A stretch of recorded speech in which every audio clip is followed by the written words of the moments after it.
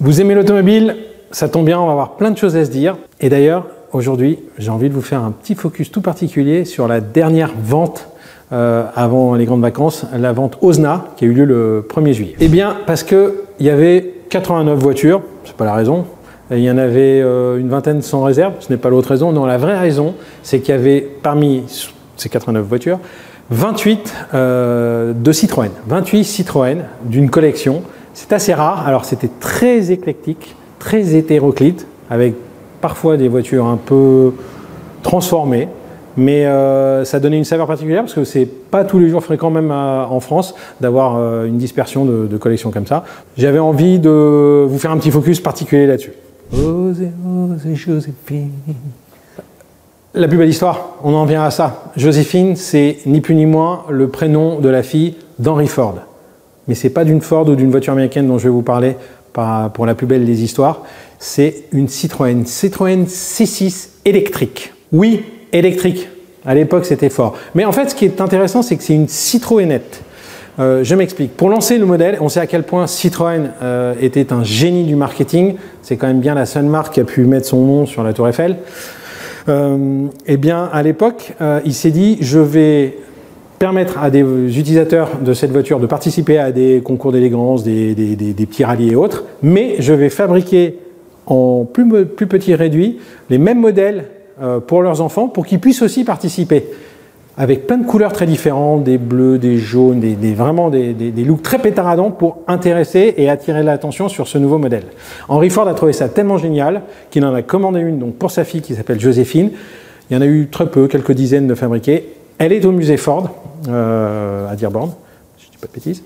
Et ce qui est intéressant, c'est que parmi les petites Citroënettes C6 électriques, celle-ci a une coquetterie, c'est qu'elle dispose d'une clé de contact, parce que quand il en a fait cadeau à sa fille, il a voulu lui remettre officiellement les clés comme s'il lui offrait une véritable voiture. Voilà, donc c'était cette Citroën C6 qui me paraissait être l'histoire la plus incroyable. Mais il y en aura une autre qui sera aussi intéressante en termes d'histoire. Celle sur laquelle investir, vous connaissez le système, il faut que déjà le prix soit pas surévalué pour que ce soit un intérêt. C'est la question là, puisqu'elle s'est vendue 50 400 € avec frais. Vous allez me dire, mais d'accord, mais il nous parle de quoi? Je vous parle de la Dodge Viper GTS, deuxième génération. C'est des produits, si vous regardez la précédente vidéo sur le focus de la vente Garden Party Arcurial, c'est des produits qui sont attirants, ils sont attirants en tout cas à ce prix-là, ce qui veut dire qu'à un moment, plus il y a de gens qui s'y intéressent, plus ça va frissonner et plus il y aura d'intérêt. Donc voilà, pour ce prix-là, c'est une supercar, c'est une voiture incroyable. Qu'est-ce qu'on doit rajouter de plus? Rien, on va passer à la suivante. Et la plus rare, et je vous avais fait un petit teasing en vous parlant de la plus belle histoire. Et celle-ci, j'ai hésité. Pourquoi? C'est 1961, une Rolls-Royce Drop-Head coupée. À l'époque, l'usine ne proposait pas de version cabriolet. Donc il fallait prendre un exemplaire, l'amener chez un carrossier. Le plus exclusif d'entre eux était Mulliner. On lui apportait la voiture, il se chargeait de la transformer en drop-head coupé, une autre façon un peu plus chic de dire cabriolet. Mais là où c'est intéressant, c'est que le propriétaire, et c'est formalisé, clairement identifié, n'était autre que Sammy Davis Jr.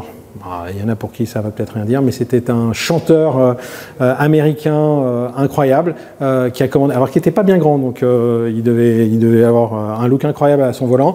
Il l'a commandé, il est allé la chercher à l'usine, il a beaucoup navigué en Angleterre. Bref, elle a un pédigré tout à fait particulier et d'autant plus qu'elle est rare puisque moins d'une centaine auront été fabriquées, surtout sur cette désignation by Mulliner. Oui, et encore, il n'y en avait pas beaucoup besoin d'argent pour celle-ci, 5 552 € je crois. Elle est estimée entre 10 et 15 000. De quoi je veux parler? D'une Golf GTI. Non pas la première génération, mais la deuxième génération. Un petit peu plus bourgeoise que la première, même motorisation, mais un look intéressant. Elle était dans un état pas inintéressant. Donc voilà, des voitures plaisir qu'on n'a pas aujourd'hui. Donc pour 5 550 €, je trouvais que c'était une bonne sélection. Bon, incontestablement, j'ai pas hésité très longtemps, la Ferrari 456 MGT de 2000, un exemplaire qui malheureusement ne s'est pas vendu, estimé 60-70 000 €. Bel exemplaire, les frais nécessaires sur ce genre de voiture avaient été faits. Voilà, c'est un petit peu surprenant qu'elle n'ait pas été vendue. Peut-être que les acheteurs potentiels trouvaient que le prix était élevé. Bon, voilà. En tout cas, c'était mon coup de cœur et j'aurais bien aimé pouvoir lever le doigt. Voilà. La plus étonnante, ah oui, personnellement, j'ai été très étonné. Alors, je suis peut-être un peu béotien sur le modèle, mais c'est une Citroën DS, alors non, réellement une ID19, donc la version un peu moins huppée de la DS, qui a été convertie, transformée en cabriolet. Dieu sait que c'était une Citroën 4 portes normale, donc sacré boulot. On ne sait pas qui l'a fait, donc bon voilà, un petit peu embêtant. D'autant plus que la carte grise mentionne toujours qu'il s'agit bien d'une DS 4 portes, la classique. Et donc, contrôle technique nécessite une contre-visite parce que la carte grise n'est pas adéquate. Donc, ça explique peut-être que c'était un petit peu difficile à vendre. Mais en tout cas, je trouvais que c'était la plus originale. Et en parlant d'originalité, un certain nombre de tractions avant de cette collection de Citroën ont connu la même aventure de décapsulage. Il y a eu très peu de traction avant décapotable, donc peut-être que les possesseurs voulaient le faire après coup. Étonnant, mais voilà, je souhaitais le souligner. Ouais, c'est l'heure des tops et j'en ai sélectionné 3. Et d'ailleurs, il y a un petit côté paradoxal parce que on va commencer par une américaine. Alors dans une vente majoritairement sur 89, il y en avait 28 Citroën. On part sur complètement autre chose. Mais pourquoi c'est un top? Parce que déjà, je craque sur le modèle. C'est une Buick Riviera, mais pas n'importe quelle Riviera, c'est une Riviera Grand Sport, donc qui est équipée du moteur le plus puissant, c'est un 7 litres, donc le look est incroyable, coupé, plus de 5 mètres de long, une puissance 350 chevaux qui à l'époque, est comme si aujourd'hui il sortait une voiture de 800 chevaux, un bruit incroyable, un look incroyable, une couleur étonnante, et donc un prix qui a dépassé l'estimation, ce qui est assez rare pour être souligné, notamment pour une américaine. La seconde, on ne quitte pas les États-Unis, c'est une Corvette C2 Split Window.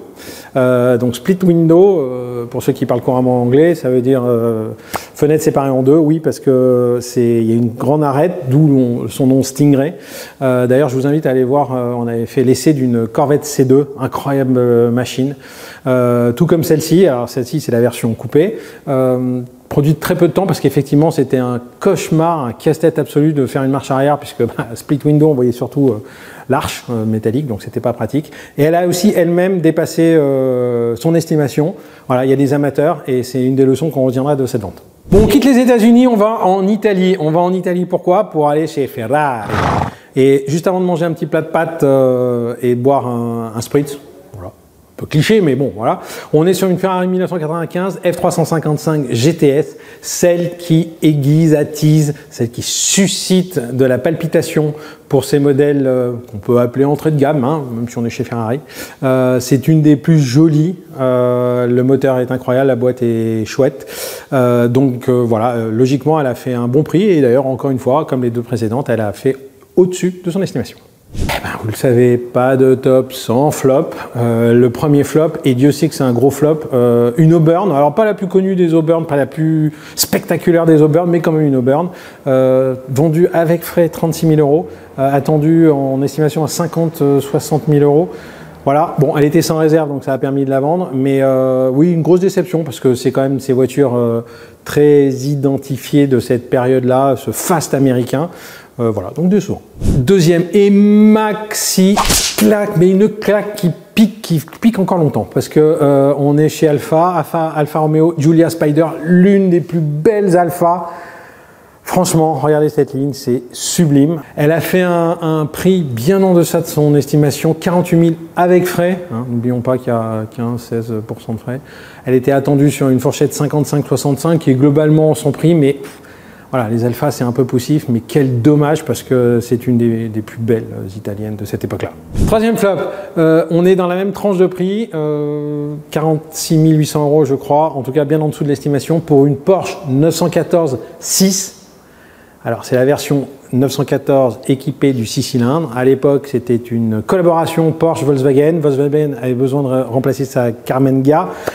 Porsche avait besoin de faire un nouveau modèle, ils n'avaient pas assez d'argent, donc ils ont combiné leurs forces et ils ont fait cette voiture vendue un peu dans le réseau Volkswagen, un peu dans le réseau Porsche. Celle-ci, c'est la plus rare, équipée donc du 6 cylindres. Elle a une vie toujours en Provence, du côté d'Avignon. Premier propriétaire qui en a profité tranquillement sur les petites routes. Deuxième propriétaire qui, lui, a fait beaucoup de rallyes et il a l'a organisée comme telle pour qu'elle soit le plus performante, et le troisième propriétaire qui a remis tout ça d'équerre. Bref, une voiture à l'historique assez limpide. Bon, voilà, prix étonnant, dommage parce que c'est une très chouette automobile. Alors en synthèse, une petite conclusion. On va dire coup de froid sur les Porsche, sur 10 présentés, 3 non vendus, ce qui est quand même assez rare. Porsche, généralement, dès qu'il y en a au catalogue, elles se vendent. Coup de très grand froid pour les Jaguar, un peu comme une vente précédente dont vous avez parlé, XK120, XK150, aucune des deux ne s'est vendue. Et ça commence à faire un certain nombre de ventes avec des exemplaires similaires qui ne partent pas du tout. En revanche, franchement, une grosse réussite pour la collection des Citroën. On sent un engouement incroyable. On sent que les Citroën, les passionnés de la marque sont là et répondent présents quand il y a des modèles incroyables. Tout comme celui que dont j'ai pu vous parler, des transformations, des choses qui n'étaient pas forcément originales, mais qui sont quand même vendues, qui sont vendues dans les fourchettes hautes des prix. Donc voilà, les Citroën rassemblent toujours tout le monde et c'est une bonne façon de voir la chose. Sur ce, un peu de patriotisme, je vous souhaite d'excellents JO, je souhaite à l'équipe de France d'excellents JO, plein de médailles, et puis je vous souhaite un bel été. Je vous dis, si vous nous aimez, vous cliquez, vous likez, vous commentez, vous abonnez. On aura plaisir à vous revoir très vite. À bientôt.